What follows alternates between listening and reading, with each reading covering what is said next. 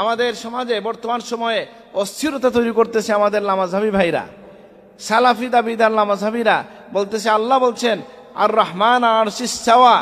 এটা কেন ব্যাখ্যা করবেন?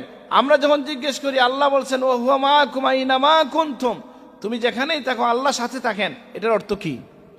আল্লাহ সাথে বলছেন, সাথে কি নাই?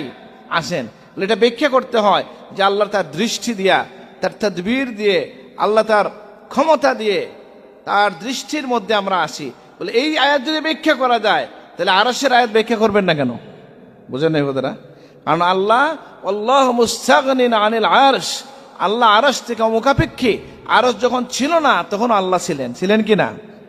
যাই হোক, তো এগুলো আকীদার বিষয়, এরকম সাধারণ আলোচনার মধ্যে এগুলো আনা উচিত না। কিন্তু এটাই আমাদের সমাজের বর্তমান সময়ের অস্থিরতা। একাডেমিক আলোচনাগুলোকে নিয়ে আসছে আমাদের কিছু ভাই কোথায়? সাধারণ মানুষের সামনে।